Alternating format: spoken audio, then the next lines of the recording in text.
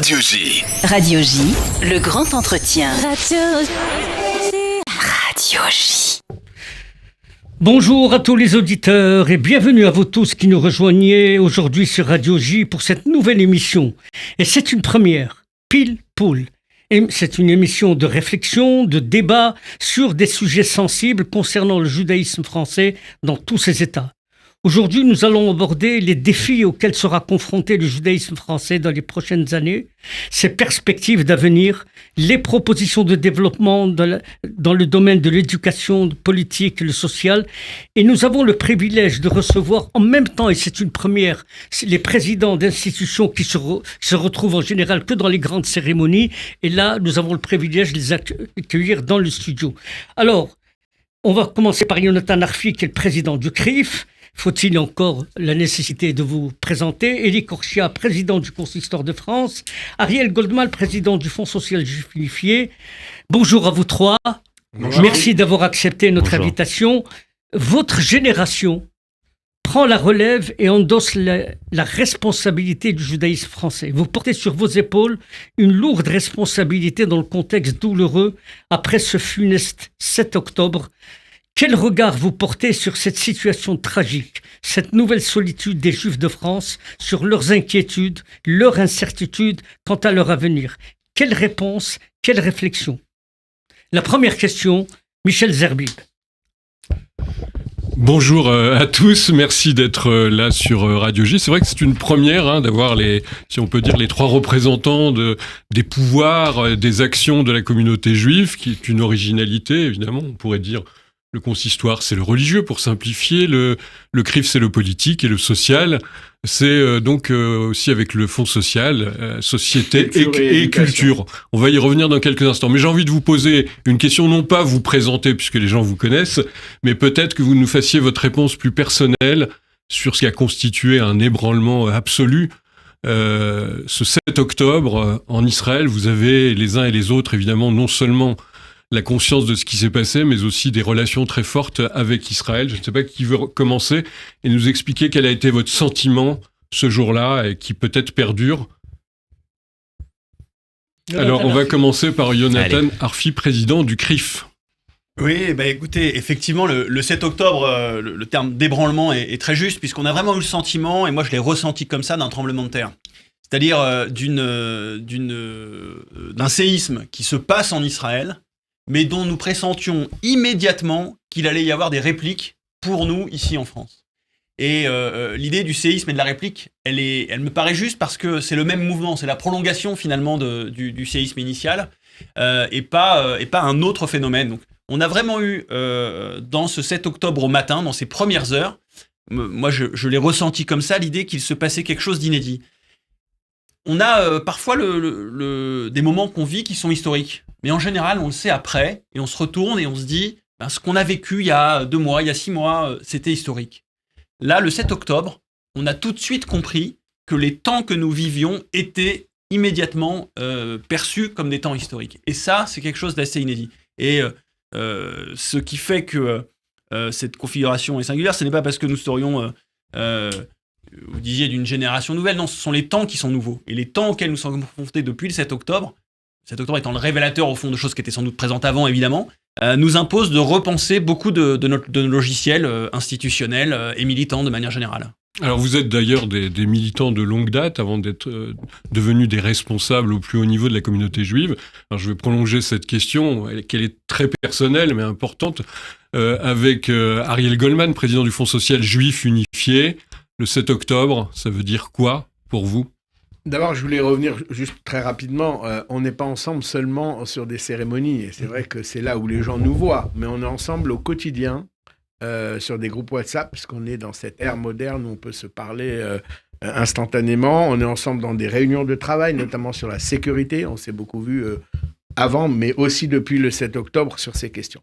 Alors, évidemment, je ne veux pas redire ce qu'a dit Yonatan, parce que, oui, on s'est pris le mur le 7 octobre. Il y aura un avant, il y aura un après. Moi, à titre personnel, d'abord, il y a eu beaucoup de peur, parce que j'ai 2 enfants sur 3 qui vivent là-bas, frères et sœurs, etc., mais 2 enfants, 2 fils. Et puis après la peur, il y a la réaction. parce qu'on est des dirigeants communautaires, on est des responsables. On n'a pas de pouvoir, contrairement à ce que vous disiez, Michel Zerbib, tout à l'heure. On n'a que des obligations. Et dans ces obligations, on a celle d'être debout dès qu'il faut. On a été debout à l'époque de Toulouse. On était déjà militants. J'étais pas président, on n'était pas président des institutions. On a été debout à l'époque de l'hypercachère. Moi, j'étais le seul des trois déjà en fonction. Et donc, voilà, il faut tout de suite se remettre debout. Mais effectivement, on a tout de suite senti... Alors, avec un peu de délai... parce que c'était jour de fête et que, à titre personnel, je crois qu'Élie, on prie dans la même synagogue, donc on avait les informations comme ça qui nous parvenaient par l'extérieur. Mais dès la fin de ce samedi soir, 7 octobre, on a compris, que c'était la guerre, ça les Israéliens l'avaient accepté, l'avaient annoncé, mais surtout, on a compris que c'est une nouvelle ère qui s'ouvrait à nous, Français juifs. Élie Korchia, président du consistoire central. Oui, bien sûr. C'est sûr que dans la journée de Simchat Torah, déjà, lorsque nous étions en fête, c'était très compliqué, parce qu'effectivement, on avait les informations qui nous arrivaient durant toute la matinée. On a compris qu'il y avait quelque chose d'historique qui était en train de se passer. Je rajouterais peut-être un petit élément qui montre bien le caractère spécial de ce qu'on a vécu, en complément de ce qu'ont très bien dit déjà Jonathan et Ariel. La fête se finissait à 20h02, fête de Simchat Torah, à la fin des fêtes de Sukkot. Une demi-heure plus tard, le ministre de l'Intérieur m'avait appelé en me disant nous devons en urgence faire une réunion, et est-ce que je peux te demander tout de suite d'appeler Jonathan, d'appeler Ariel et le grand rabbin de France, pour que le lendemain, s'il était à 15h je crois la réunion, le lendemain à 15h nous étions place Beauvau, pour que le ministre de l'Intérieur, en présence avec nous, en présence du patron des services de police, de gendarmerie, des renseignements français, on puisse tout de suite voir les mesures qui devaient être mises en place. Et donc là, on comprenait bien, on était le lendemain, le jour d'après, on comprenait bien que ça se passait en Israël, mais que les répercussions seraient dans le monde entier, et bien évidemment pour ce qui est l'Europe, dans les répercussions qui allaient être dans la principale communauté juive d'Europe, c'est-à-dire la France. Et on l'a compris immédiatement. Et nous, on s'est parlé tout de suite, dans les minutes qui ont suivi, on s'est parlé avec Ariel, Jonathan et le grand rabbin de France, et on a bien compris que notre travail, notre mission pour la communauté n'allait plus être le même dès le lendemain des attaques du 7 octobre par rapport à avant. On a compris à partir du moment de l'exécutif vous a demandé de vous rencontrer, bien sûr, pour comprendre. Mais les informations que vous receviez de vos propres institutions, de vos propres communautés, notamment en province, notamment les délégations du Fonds social, délégations du CRIF, qu'est-ce qui vous remontait ce samedi soir comment vous avez vécu ce samedi soir après les pouvoirs publics? Enfin, vous avez senti après les pouvoirs publics, ouais. la crainte des communautés juives, en tout cas pour ma part, de toutes les communautés qui m'appelaient et tous les entretiens que j'ai eus cette fameuse soirée-là, de Lyon à Marseille, de Nantes à Strasbourg, c'était d'abord qu'est-ce qu'il va se passer suite à ça. Donc les pouvoirs publics, c'était très important, parce que lorsque le lendemain, on est au ministère de l'Intérieur et qu'on apprend et qu'on discute et qu'on apprend qu'il y a 10 000 policiers et gendarmes qui vont être mobilisés immédiatement pour faire face à ce qu'on craignait et ce qui allait se passer. Et c'est ce qui s'est passé dans des proportions encore pires que ce qu'on pouvait penser. C'est-à-dire une augmentation des actes antisémites suite à ce qui s'est passé. Ça, les communautés avaient besoin de l'entendre. Et d'ailleurs, 48 heures après, on était avec Ariel et Jonathan. Je me rappelle, nous étions dans une école avec le ministre de l'Intérieur et le ministre de l'Éducation nationale, parce qu'on savait aussi qu'il fallait donner un signal fort et dans nos synagogues, nos centres communautaires, nos écoles, pour montrer à nos communautés juives à travers la France que l'État devait mettre aussi à disposition des moyens pour protéger les personnes. Michel Zerbib, attends. Oui, on continue sur cette discussion importante. Aujourd'hui, puisqu'on présente la communauté juive, bien sûr, nos auditeurs connaissent cette communauté, mais on parlait de l'importance de ce qui s'est passé le 7 octobre pour une communauté qui est sans doute la plus importante d'Europe. J'ai envie de revenir aux fondamentaux. Comment vous dresseriez le panorama de cette communauté juive en termes de nombre? On dit qu'il y a beaucoup de gens qui sont partis de France. En termes de géographie, on peut dire aussi en termes de composition de la famille. Vous imaginez bien que vous réfléchissez bien à ces questions depuis plusieurs années. Vous êtes aussi des militants qui ont vu monter cet antisémitisme délirant depuis les années 2000. Je ne sais pas qui voudrait nous dire en quelques mots pour nos auditeurs un peu le portrait rapide de cette communauté juive de France ou de ces communautés. Pour compléter la question de Michel Zervib, c'est chacun dans vos institutions, est-ce que vous avez pris des dispositions spécifiques dimanche matin? Alors, d'abord, la mobilisation a commencé effectivement pendant Shabbat, ce qui est quand même un témoin, c'est que la situation était tellement grave que les radios ont réouvert. Toutes les radios ont réouvert. Radio juive. Radio juive, pardon, bien sûr, ont réouvert pendant Shabbat, et qu'il y a eu effectivement une mobilisation à ce moment-là, avec l'impératif de penser immédiatement les conséquences, c'est-à-dire que le premier réflexe, mais ça dit quelque chose de la situation, de la condition juive en France, le premier réflexe quand on apprend qu'il y a un événement tragique en Israël, c'est de demander l'augmentation du niveau de sécurité des écoles juives et des synagogues en France. Ça dit quelque chose de la condition juive en France. Voilà, et ça, on ne s'y fera jamais. On le traite. Mais c'est pas nouveau, ça. C'est pas nouveau. Certains nombre d'entre nous, dans les communautés, dans les écoles, dans les centres, ont ressenti comme un flottement de la part des institutions, ce qui est normal après un coup de massue comme celui du 7 octobre. Mais qu'est-ce qui s'est passé après? Ils attendaient des réponses concrètes et il semblerait que c'est pas tout de suite que les réponses sont venues. Alors, moi, je réponds là-dessus parce qu'on a eu beaucoup de questions et la principale question, c'était, typiquement sur les écoles par exemple, est-ce qu'on ferme ? Est-ce qu'on ouvre lundi, mardi, mercroedi? Il y avait les vacances de Soukhot, mais est-ce qu'on ouvre après les vacances de Soukhot? Et moi, je me rappelle très bien de cette réponse que j'ai faite. Je dis, mais si vous fermez maintenant, vous rouvrirez jamais. Vous rouvrirez jamais parce que on doit continuer comme en Israël, ils ont continué. Mais moi, j'ai ressenti deux choses supplémentaires. Parce que j'ai une déléguée en Israël. Le Fonds social est la seule institution à avoir un bureau permanent en Israël depuis une vingtaine d'années. Et ma déléguée m'a appelé et m'a dit, il n'y a plus d'État. Et on l'a vu très, très peu de temps après, 15 jours après, quand nous sommes allés avec la mission du CRIF et qu'on a rencontré les associations de la société civile, on a compris aussi que là-bas, tout avait basculé. Alors après, c'est remonté, l'État. Et pour répondre à votre question, il n'y a pas eu de flottement. Il y a eu beaucoup d'interrogations et il y a eu très rapidement, avec le SPCJ, je dois le dire, on doit rendre hommage parce qu'on est membre de la gouvernance du SPCJ les uns et les autres, le service de protection de la communauté juive, il y a eu une réaction tout de suite, non seulement de protection physique, mais également de conseils, de renseignements, de renforcement et de réponse aux angoisses, surtout les angoisses des parents, les angoisses des gens qui fréquentent les synagogues, qui fréquentent les commerces, cela, nous leur avons répondu. Mais pour aller plus loin dans votre question, parce que le jour, il est passé, ces jours-là sont passés, mais vous parlez du nombre de juifs. Oui. Je pense que dans ces moments-là, mais ça c'est l'histoire qui le dira, comme après la guerre, comme après les événements importants que la communauté a vécu, il y a deux phénomènes. Il y a un phénomène de retrait. Il y a ceux qui ont enlevé les mezuzot, c'est pas une critique, c'est une remarque, et qui veulent se retrancher un peu, qui ont peur, qui se cachent. Et il y a au contraire ceux qui reviennent. Et on le voit très bien dans nos institutions, le nombre de gens qui étaient très éloignés dans notre entourage, nos voisins, nos amis, qui sont juifs, qui ont un grand-père juif, qui ont une mère juive, etc., qui s'étaient pas affirmés et qui veulent faire quelque chose, qui veulent revenir. Et d'ailleurs, on a très bien vu toute cette génération spontanée, nous allons les recevoir demain avec Jonathan Arfi, toutes ces comités pour les otages, mais c'est pas un hasard, c'est parce qu'il y a eu cette volonté à la fois d'un côté peut-être de masquer l'identité parce qu'on a peur, et d'un autre côté de revenir vers la communauté parce qu'on a envie de faire quelque chose. Élie Korchia, président du Consistoire de France, comment remonter des nouvelles vers votre institution dans la semaine qui a suivi?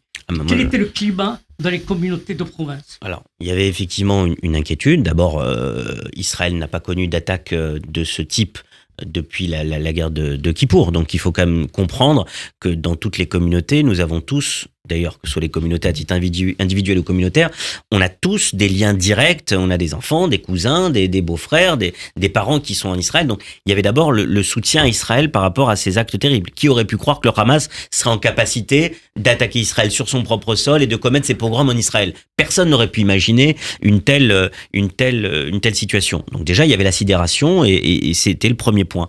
Sur le deuxième point, très sincèrement, je n'ai pas senti de flottement et je suis d'accord avec Ariel. Je crois qu'on a tout de suite été au plus près des communautés. En tout cas, pour ce qui me concerne, je crois qu'on a fait des réunions dans les jours qui ont suivi avec vraiment, que ce soit en Zoom, en téléphone, avec toutes les communautés, toutes les grands consistoires à travers la France. Donc on était vraiment en contact. Il y avait une grande inquiétude parce que dans les jours qui ont suivi, on a vu ce qui était prévisible, ce qui était malheureusement à craindre.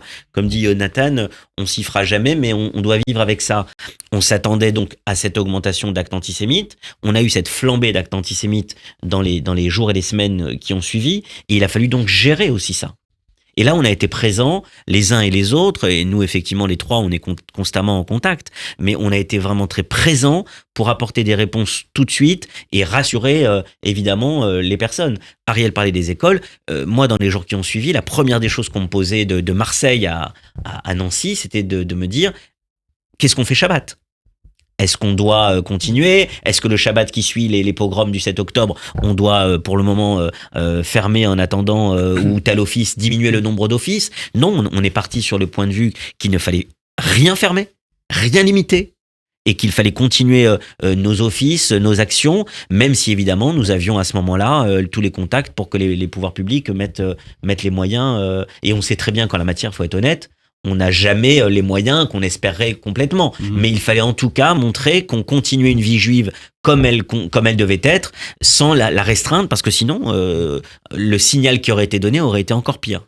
Alors vous écoutez Radio J, c'est l'émission Pile Poule en compagnie de Rafi Marciano, avec des invités de marque, puisqu'ils connaissent, alors ils ont peut-être pas de pouvoir, mais ils ont des responsabilités importantes. Me précisait tout à l'heure Ariel Goldman, président du Fonds social juif unifié, bien sûr le président du CRIF, Jonathan Arfi, et celui qu'on vient d'entendre, Élie Korchia, le président du Consistoire de France. Il y a eu un effet assez spectaculaire, peut-être vous faire réagir sur ça.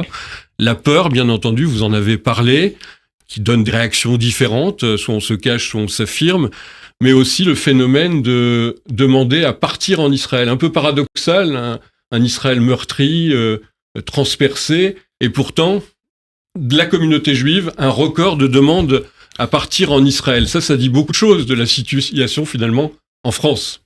Oui, exactement, c'est un indicateur assez direct, un baromètre clair de la condition juive dans la société française, ou en tout cas de la perception que les Juifs de France en ont. Et il y a eu une augmentation des ouvertures de dossiers, c'est le terme technique pour les demandes d'intérêt, disons, pour l'ALIA. Un certain nombre aboutiront, d'autres non, mais ça traduit quand même une inquiétude qui traverse la communauté. Qu'est-ce que ça dit d'autre ? Parce que vouloir aller vivre en Israël dans une séquence comme celle-là, malgré la situation sécuritaire en Israël, ça veut dire d'abord que pour beaucoup de gens, et ça me rappelle les témoignages qu'il y avait entre 2012 et 2015, quand on a eu une grande vague d'Aliyah depuis la France, ce que disaient beaucoup de gens qui partaient, c'était de dire, certes, il y a des dangers en Israël aussi, mais en Israël, c'est l'affaire de tous. Là où en France, on a parfois le sentiment, et on peut débattre de savoir si on a raison ou pas, mais de l'avoir ce sentiment, mais on a parfois le sentiment que nous sommes un peu seuls ou pas assez soutenus dans la société française dans ce combat contre l'antisémitisme. Alors justement, nous avons assisté à l'explosion des actes antisémites dans le monde, et on va revenir un peu sur vos réactions à l'égard de la presse, de la cité, des partis politiques. Le monde, dans le monde, avait une parole libérée, décomplexée, dans un monde inversé, c'est-à-dire où l'agressé devient agresseur.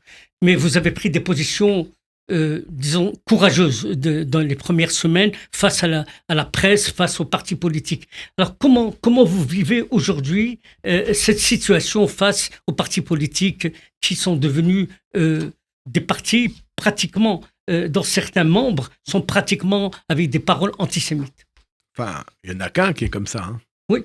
Bon, pas des partis politiques. Ariel Goldman. Il y a un parti politique qui a des membres dont les paroles sont pratiquement antisémites. C'est LFI. Voilà. Je le dis comme ça, l'ARCOM l'aura entendu et tous les auditeurs l'auront entendu. Moi, j'ai été naïf personnellement parce que ce 7 octobre, je me suis dit 1200 morts, des pogroms comme il n'en a jamais eu depuis la Deuxième Guerre mondiale. Le monde va comprendre que ce qui arrive à Israël, c'est une guerre de civilisation, c'est pas lié au conflit, et quelque part, les Israéliens et les Juifs vont être vus comme des victimes et non comme des bourreaux. Et j'ai été frappé que très vite, effectivement, parce que les actes antisémites, ils démarrent très vite. dès le 9 octobre, dès le 10 octobre, on a une flambée. On a le ministre qui annonce tous les jours une montée incroyable, presque exponentielle de ces chiffres. Donc ça c'est la première chose. Mais pour revenir sur la question de l'Aliyah, Oui. C'est vrai que c'est paradoxal que, alors que le mythe de l'invincibilité d'Israël a été battu en brèche, parce que qui aurait imaginé, on disait toujours en plaisantant qu'un moustique ne peut pas franchir la frontière de Gaza, avec tellement il y a d'électronique, etc. Qui aurait imaginé cette arrivée de tellement de terroristes, de milliers de terroristes? Personne, pas même les autorités israéliennes. Aujourd'hui encore, certains ne réalisent pas il y aura des réponses, phénomène. parce qu'il y aura des enquêtes, mais on a du mal à comprendre. Et dans une période pareille, effectivement, la réaction, c'est de se dire, pour beaucoup, eh ben moi, je vais là-bas. Je vais là-bas parce que là-bas, il y a une armée de 500 000 hommes, parce que là-bas, il y a une communauté de vue, une communauté de d'esprit. destin. Et on a vu, et je parle un peu, je vais faire l'ancien, mais Rafi s'en rappelle, lors des grands conflits qui ont touché Israël, guerre des 6 jours, un énorme mouvement d'Aliyah de Strasbourg, René Neher, tous ces penseurs partent après la guerre des 6 jours. Guerre de Kippour, Manitou s'en va après. On voit, alors ça c'est les emblématiques, mais il y a tous les fidèles, toutes les personnes qui suivent. On voit qu'à chaque moment où Israël était en difficulté, au lieu que les personnes se disent on va rester ailleurs, etc., il y a ces départs. Mais malheureusement, il ne faut pas se cacher la face. Il y a aussi beaucoup de personnes qui, et en tant que fonds social, nous les avons accueillis, nous les avons aidés, nous les avons entourés, qui ont, et c'est tout à fait légitime, qui ont quitté Israël parce que c'était la guerre, parce que c'était difficile, parce qu'ils en avaient marre que leurs enfants dorment dans des abris, parce que leurs enfants faisaient des cauchemars la nuit. Donc il y a eu aussi beaucoup de retours momentanés ou plus longs sur l'extérieur et sur la France en particulier. Élie On va Korchia. laisser Élie Korchia réagir, président du Consistoire de France, et puis après on abordera les défis auxquels on va être confronté dans les années à venir sur le plan de l'éducation, du social. Élie Korchia. Oui, en complément de ce qu'a dit Ariel et qui est très juste, on note une certaine ambivalence sur cette question effectivement de l'Aliyah au cours de ces derniers mois. Il y a eu par le passé, et effectivement ça se voit encore une fois aujourd'hui, lorsqu'Israël se retrouve face à un événement gravissime, un épisode de guerre, et comme aujourd'hui c'est le cas avec les pogroms du 7 octobre, un mouvement d'engagement de personnes qui se disent « moi je veux aller en Israël », même si effectivement c'est une période des plus tragiques pour l'État d'Israël, et on verra ce que donneront, comme ça a été dit, les enquêtes ou les commissions d'enquête qui auront lieu pour comprendre cette faille terrible, béante, qui a amené à ces pogroms, à la réussite de ces pogroms commis en Israël. Ce que je voudrais dire, c'est peut-être pour préciser à celles et ceux qui nous écoutent, on avait quand même en 2023 une année extrêmement faible en matière de Aliyah.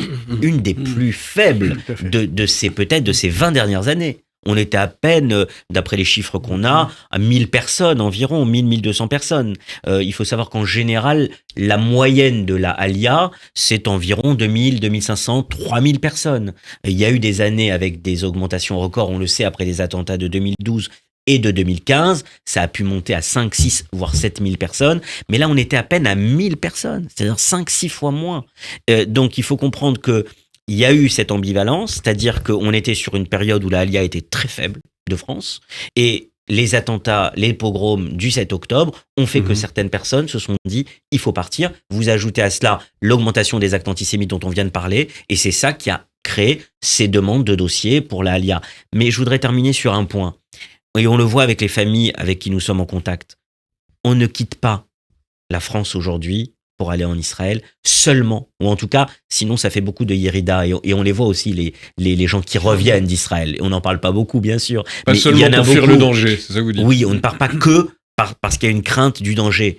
Parce que le danger, il est en Israël comme il est en France, comme il est partout quand on est juif. C'est le peuple juif aujourd'hui qui vit une période charnière de son histoire. Et je crois que la Aliyah, en tout cas c'est ce qu'on dit, et c'est ce que je dis personnellement à celles et ceux qui m'interrogent, on doit surtout la faire pour un projet de vie positif et pas que dans un aspect négatif de crainte ou de peur.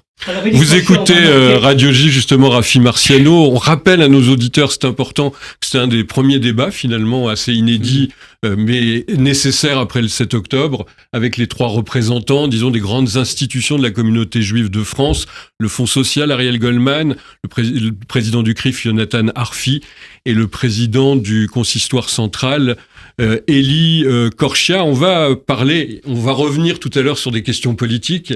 On a évidemment le président du CRIF, mais aussi les autres instances qui ont sans doute envie de dire des choses. Alors je vous propose de marquer une petite pause et on se retrouve tout de suite après.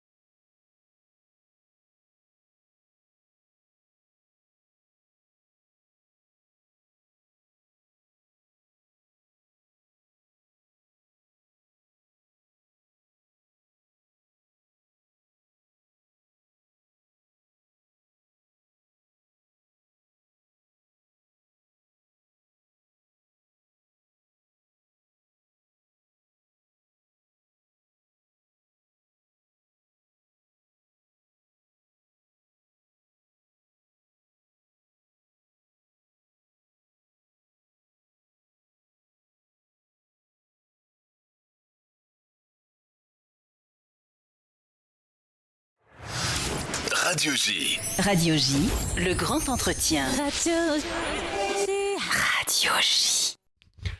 Radio J Pile Poule, nouvelle émission sur Radio J en compagnie de Rafi Marciano. Nous recevons aujourd'hui le président du CRIF, du Consistoire et du Fonds social juif unifié pour parler évidemment de la situation de la communauté juive de France, la plus importante. Alors personne n'a voulu le dire, mais moi je vais le dire. Il y a à peu près dans la communauté juive de France un peu moins de 500 000 personnes. Autant dire que évidemment, depuis une trentaine d'années, s'est réduite un peu numériquement cette communauté juive, mais elle est toujours aussi importante, toujours vivante, toujours active. On va y revenir dans quelques instants avec la question Rafi. Alors, donc on a abordé les problèmes politiques, comment vos institutions ont traversé ce tremblement de terre, dites-vous, de ce funeste 7 octobre.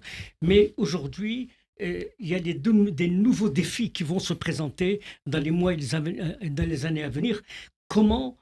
Quel défi vous allez relever sur le plan social, M. Ariel Goldman, pour le Fonds social de solidarité, le handicap, la précarité, et comment les communautés juives de province ont-elles vécu aussi ce tremblement de terre, le rabbinat avec les communautés, et le regard de la solidarité du CRIF en organisant des voyages pour les hommes politiques.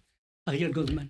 Alors, la question sociale, d'abord, on y a répondu dans l'urgence. On y a répondu, éducatif. Mais la question sociale, on y a répondu dans l'urgence. Il y a eu un appel qui a fonctionné comme rarement. On a levé plus de 4 millions d'euros à destination d'Israël et à destination de la France aussi, parce qu'il y avait la période de la Tzedaka, et à destination des personnes visées, touchés par l'antisémitisme, qui doivent parfois déménager, en direction également des personnes d'Israël qui venaient en France. Il a fallu les prendre en charge. Donc ça, c'était le côté social à court terme. Donc le Fonds social est resté sur le pont. Le Fonds social était à fond sur le pont. On a ensuite organisé des voyages.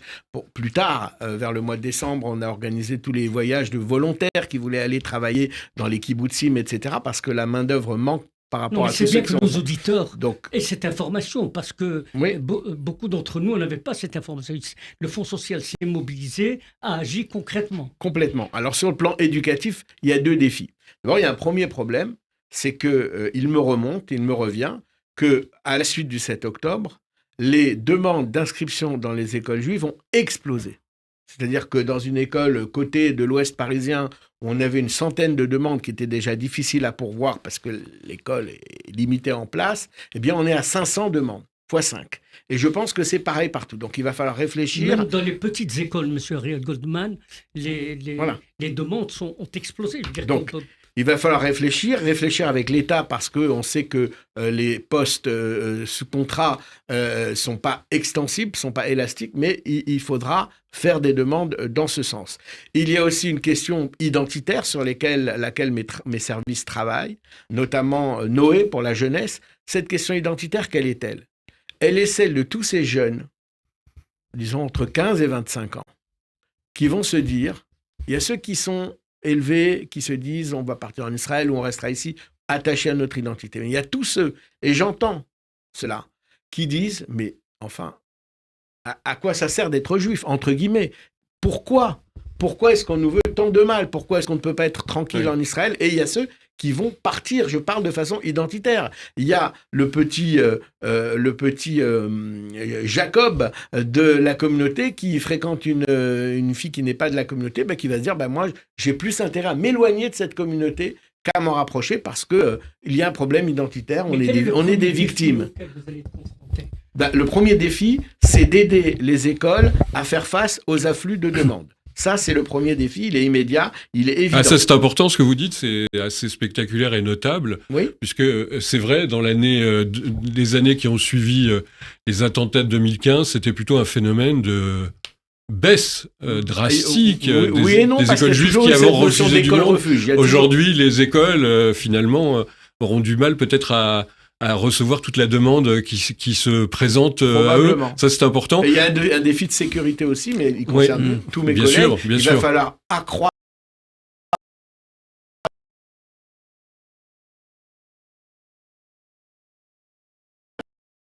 On l'a fait déjà, on l'a commencé en tant qu'SPCJ, mais c'est valable à chaque niveau. Et le défi social, il est lié pas seulement à l'affaire du 7 octobre. Le défi social, il est lié à l'inflation, il est lié aux conditions précaires de vie. Et là, la Tzedaka a été un peu en baisse par rapport, je n'ai pas les chiffres en détail, mais il y aura une petite baisse parce qu'on venait de faire une collecte de 4 millions pour Israël et que les donateurs, en tout cas ceux du Fonds social juif unifié, c'est les mêmes. Derrière les stéréotypes, justement, Ariel Goldman, un chiffre, moi j'aime bien les chiffres apparemment, combien on peut considérer de membres de la communauté juive qui sont en deçà du seuil de pauvreté en France ? On dit en général environ 30 000.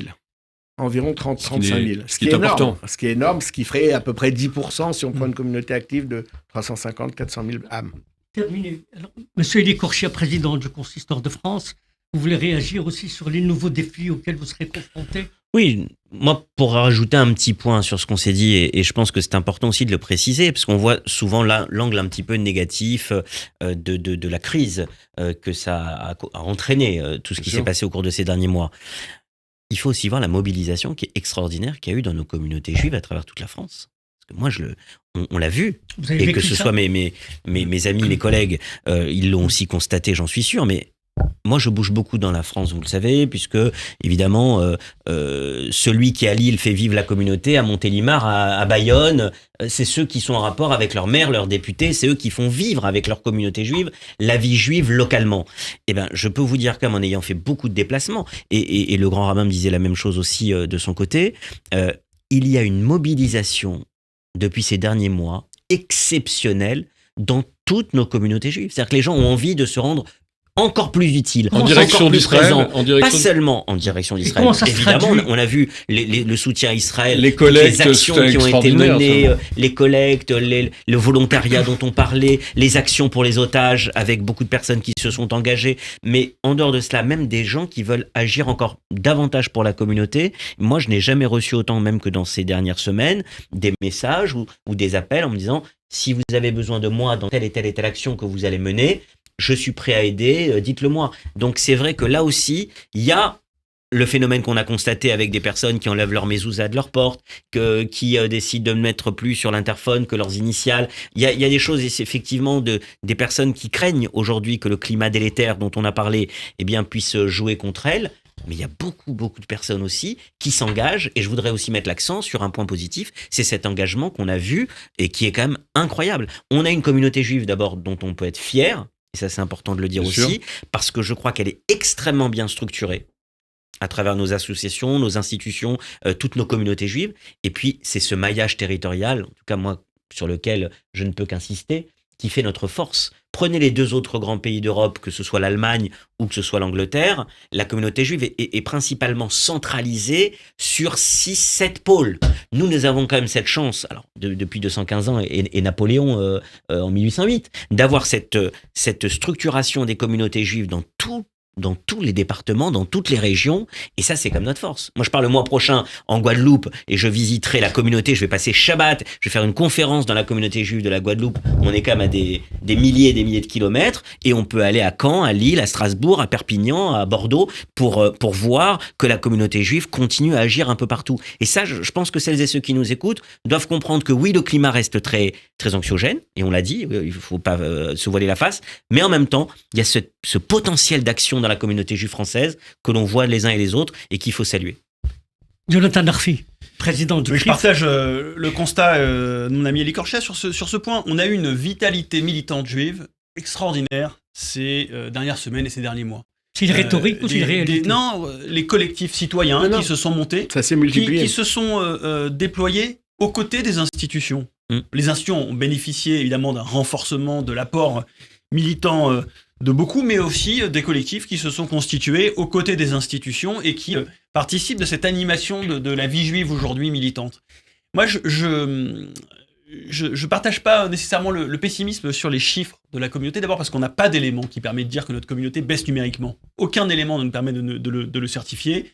Les éléments chiffrés que nous avons, en l'occurrence les écoles juives, sont plutôt globalement sur le temps long en progrès. Et pour le reste, on n'a pas d'éléments chiffrés qui permettent de l'acter. Moi, ce que je constate, c'est qu'on a beaucoup de gens qui se sentent revenir vers l'engagement juif. Ariel le rappelait tout à l'heure. Des gens qui ont un parent, un grand-parent juif et qui se sentent concernés et qui viennent parce qu'ils se sentent touchés par ce qui se passe depuis le 7 octobre. Donc, ces sujets-là doivent se regarder avec le temps long et pas simplement avec un œil un peu étroit à très court-termiste. Dans le portrait de cette communauté juive aujourd'hui qui bouge, qui reste enthousiaste malgré la tragédie et la violence des temps, on note peut-être quelque chose, vous l'avez peut-être observé, l'émergence aussi d'un genre, c'est-à-dire le genre féminin. Beaucoup de femmes, on l'a vu dans les collectifs notamment du 7 octobre, se sont engagées avec beaucoup de force, beaucoup de talent. Est-ce que c'est quelque chose qui est notable pour vous? Les femmes juives sortent et se montrent et jouent un rôle assez important maintenant dans la communauté. Ariel Goldman? Mais Michel Zerbi, pardon, mais il y a eu l'élection au comité directeur la semaine dernière au CRIF et beaucoup de femmes ont été élues. Beaucoup de femmes se sont présentées, Oui. d'ailleurs, aussi. On a Non, eu mais un tiers de femmes élues. Voilà. Je crois que c'est vrai que les femmes, nos femmes, nos filles, nos sœurs, nos mères, ces princesses d'Israël, se sont révélées parce que je crois que la question des otages les a touchées comme mères, comme filles, comme femmes, parce que cet enfant, Kfir, Bibas, mais tous les enfants qui ont été enlevés, ça a fait revenir des images qu'on pensait disparues, des images de l'imaginaire juif qui remontent à l'Inquisition en passant par la Shoah. Et c'est vrai qu'il y a des mamans qui sortent le soir pour aller coller des affiches. Il y a des personnes qui font des halabek. Il y a des personnes qui vont le vendredi, tous les vendredis, la viso avec le CRIF, les femmes de l'espoir devant l'esplanade du Trocadéro. Il y a des centaines d'actions et c'est vrai, beaucoup menées, animées par des femmes. Mais ce que je voulais souligner à ce stade-là, moi, de notre entretien que je trouve passionnant et je vous en remercie. D'ailleurs, on peut le refaire quand vous voulez. C'est aussi, il faut le signaler, parce qu'on dit souvent, deux juifs, trois opinions. Eh bien, il y a eu une unité qui n'est pas de façade, une unité sincère, profonde, Vous avez vécu ça des associations, des institutions et des dirigeants des institutions de la communauté. Nous trois qui sommes autour de cette table, le Grand Rabbin de France, il n'y a pas une feuille de papier à cigarette qui nous sépare sur la vision qu'on a du soutien qu'on doit apporter à Israël et évidemment du renfort qu'on doit apporter ici en France aux communautés. Jonathan Arfi. Oui, c'est un point qui est important. Je rappelle un moment qui était, je crois, fort. Nous avons été ensemble en Israël avec 25 dirigeants d'institutions juives et d'associations de la communauté qui sommes partis. Moins de 15 jours après. Voilà, 2 semaines après le 7 octobre, dans un moment où peu de communautés dans le monde avaient fait ce déplacement. Il y avait eu une délégation juive américaine quelques jours avant nous à peine, et c'est tout. Et donc, la voix du judaïsme français, les messages de solidarité qu'on envoie, notre présence en Israël forte et régulière, elle est entendue d'une manière spécifique peut-être en Israël. On n'est pas une communauté comme les autres de ce point de vue-là. Non, c'est important. Bien sûr, c'est important aujourd'hui de parler de la communauté juive. On est dans une forme de morosité, il faut bien le dire, d'effarement qui a frappé tous nos compatriotes et nos coreligionnaires, pas seulement en France, naturellement, dans la communauté juive. Alors, je vais faire ce plaisir à nos auditeurs et aussi demander, peut-être dans un petit jeu, il faut se détendre un instant, mais vous allez voir que c'est intéressant de savoir qui a écrit ces lignes que je vais lire à cet instant, Rafi, et vous nous direz justement, qui montreront qu'il n'y a pas que dans la communauté juive qu'on se défend, il y en a d'autres qui sont des amis. L'Israël de mon cœur date de bien avant 1947. C'est la dette de ce que je dois aux artistes, la somme de ce qu'ils m'ont apporté, l'étoile qui scintille en moi à 6 branches. Tout Européen porte en lui une petite parcelle du kibbutz universel irrigué par le génie juif. C'est le plafond de Chagall à l'opéra où le regard se perd dans un tourbillon d'or bleu, quand une soprano très large n'en finit pas de souffrir. C'est la phrase de Proust où le charroi des subordonnés emporte l'attention pour la noyer dans son bain hypnotique. Et je rajouterais les grosses pattes de Kessel qui lui servaient à se battre, à boire et à écrire et jouer de la grosse caisse, les doutes de Gary qui ont conduit sa plume vers la promesse des aubes crépusculaires et le canon du revolver vers sa bouche, la maladresse de Woody Allen désespéré qui promène son génie. Bref, je résume, Israël n'est pas réductible à un ruban de terre bonifié par l'effort sioniste entre la Méditerranée et les Jourdains. On va trouver, c'est l'Aleph qui scintille, parce que la fin est belle, au cœur des Occidentaux, l'incommensurable et magnifiquement disproportionné au regard de ses effectifs, contribution du peuple juif à l'aventure humaine, en face, le Hamas, hydre de la haine et de la certitude. Vous avez trouvé. C'est François-Olivier Gisbert, non? Ça aurait pu, c'est pas Khaled loin. Daoud, alors. C'est dans Le Point, c'est vrai, c'est un texte merveilleux qui s'appelle « Porter l'étoile haute », comme vous le faites aujourd'hui. Et c'est un écrivain qui en ce moment est un peu chahuté, qui s'appelle Sylvain Tesson. Bravo à Élie Korchia. Je voulais aussi dire qu'on a eu des belles surprises, c'est vrai. Je vais vous donner un exemple. Demain, j'ai mon conseil du Consistoire de France, mon conseil d'administration qui a lieu une fois tous les 2 mois. Et j'ai l'habitude, depuis mon élection, j'ai créé le fait que à chaque conseil, il y a une personnalité de la société civile, qu'elle soit juive ou non juive, qui est l'invité d'honneur du début du conseil d'administration pendant 3/4 d'heure. Et demain, l'invité d'honneur, c'est Philippe Torreton. Grand comédien, grand acteur, césarisé notamment et ancien de la comédie, ancien sociétaire de la comédie française. Faire venir Philippe Torreton, c'est exactement ce que vous dites. C'est-à-dire que dans la société, c'était important aussi d'entendre, alors que même parfois dans notre communauté, on aurait voulu avoir plus de voix qui portent et qui s'élèvent, notamment dans le monde du spectacle ou dans le monde intellectuel et dans le monde du show business. Mais là, j'ai voulu faire venir Philippe Torreton.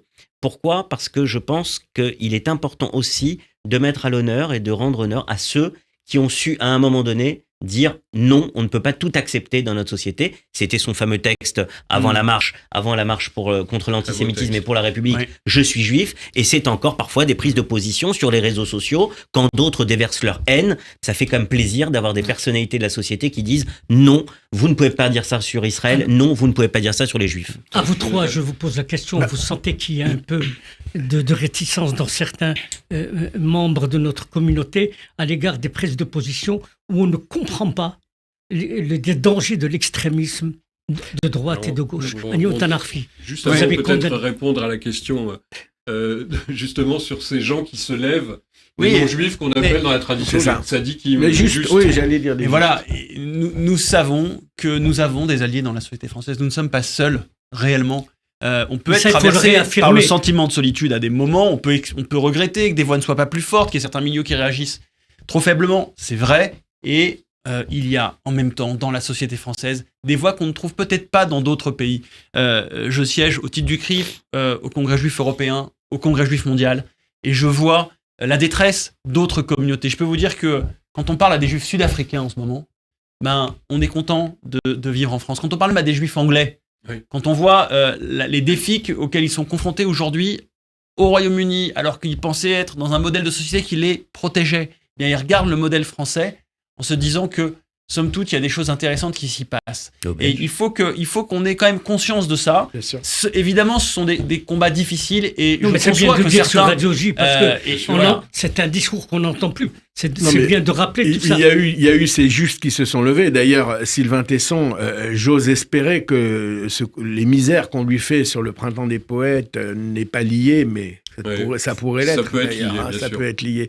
Mais il y a eu des justes. Il y a eu aussi, c'est la première fois dans une guerre d'Israël, des médias des médias, on va pas donner d'autres noms parce que c'est Relativement Radio J, correct. des médias qui ne sont pas juifs, qui ne sont pas de la communauté, non, pas relativement corrects, très engagés. Je parle pas du service public. Je peux les qui donner reste le ces noms service sur public. Radio J, ça me dérange Non, pas. mais je c'est trouve CNews, que par exemple. mais même CNews C'est et BFM, c'est les BFM. deux chaînes en ligne, Et LCI, c'est ont très bien permis à la rapporté. communauté. Et la presse écrite, c'est Le Point, Le Figaro, par exemple. Non, Le Parisien non, aussi. oui. Non, Non, mais sans faire le café. C'est vrai, voilà, on peut dire ça. Et ça, c'est très important, parce que moi, j'ai en souvenir, là aussi, des guerres avec seulement des radios ou des télés de service public, avec une pensée unique, avec un copier-coller de ce que racontait le ministère palestinien ou le ministère de la Santé du Hamas, comme on dit, avec une formule qui fait un peu... Non, LCI et Voilà. BFM ont été très Non, mais voilà, corrects. toutes les chaînes On a fait des privées débats, ont on a été, fait des débats où formidables. nous avions nous avions la parole et c'était Et totalement d'ailleurs, et je veux positif. dire un mot, parce que je veux le dire en public,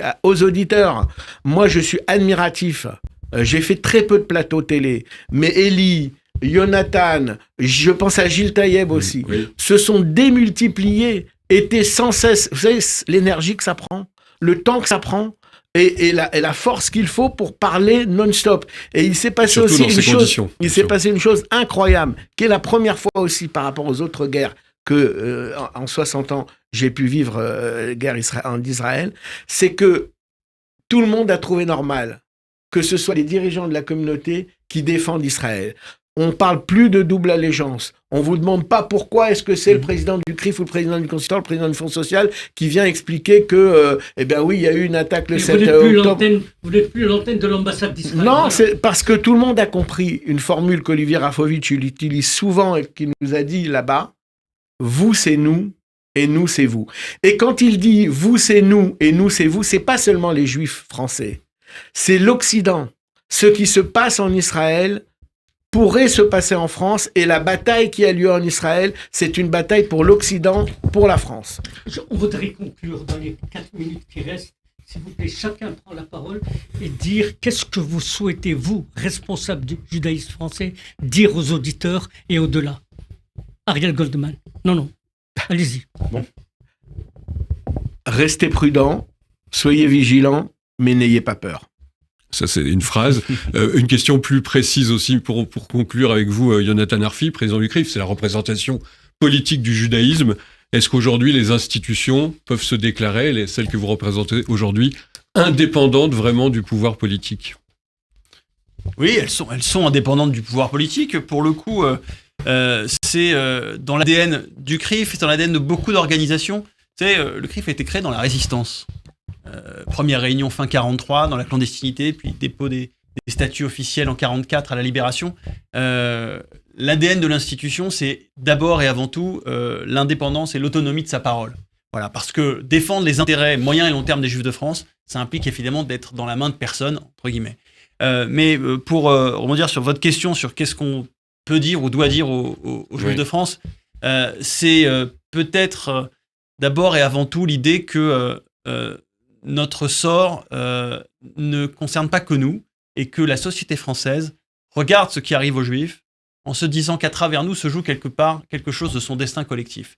Et ça, c'est quelque chose dont il faut qu'on ait conscience parce que notre destin nous dépasse d'une certaine manière et c'est une des spécificités particulières peut-être du fait juif dans l'histoire. Élie Corchia, président du Consistoire de France. Un mot, je pense simplement, en complément de ce qui a été dit et très bien dit, c'est le mot d'engagement. Voilà, on est à une période cruciale dans notre histoire, mais notre histoire en tant que citoyen, en tant que Français, en tant que Juif. Donc c'est une période cruciale à de nombreux égards. Vous parlez de la politique, on voit bien que on est dans une période vraiment cruciale dans les mois et les années qui viennent. Donc moi, le mot, je pense, sur lequel j'aimerais insister, c'est le mot d'engagement.